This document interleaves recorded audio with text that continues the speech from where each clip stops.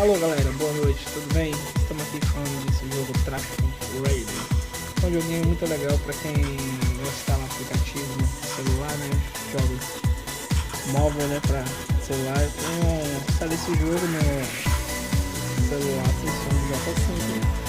E vamos iniciar esse jogo. Ele tá com muito legal. Tem meu painel, as configurações.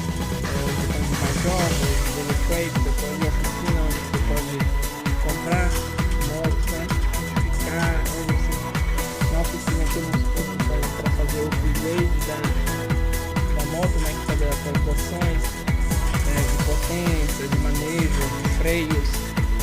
Acima dos botões dos painéis a gente tem a luva, né? Que foi tocado, a luva, o condutor. É um jogo bem legal. Bom, logo você jogar, você inicia com uma bis. Esse é o modo que o jogo expõe para você. E com o tempo, já que você vai avançando, passando de parte, você vai pegando tudo bom. Bom, eu tô com a VX96 Night, né? Para iniciar esse jogo, eu vou colocar no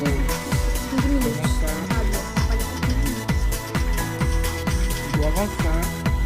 Eu vou escolher o sem fim, só pra gente poder conhecer a habilidade de jogar. Ele é muito legal, tem um gráfico que faz uma sensação de realidade muito massa, né? Para você acelerar, você clica com o botão direito, né? Vai ver freio com a esquerda, né? Como eu estou na fase avançada, o jogo disponibiliza para mim já buzina. Isso aqui para quem gosta de emoção, para poder empinar moto, como eu gosto. Então é um jogo que vai realmente prender você com o aparelho na mão e vai divertir bastante. Outro legal desse jogo é que você buzina, né? Você pode utilizar a buzina, você vai ver os carros mudando de faixa, lhe dando passagem. Bem legal, né?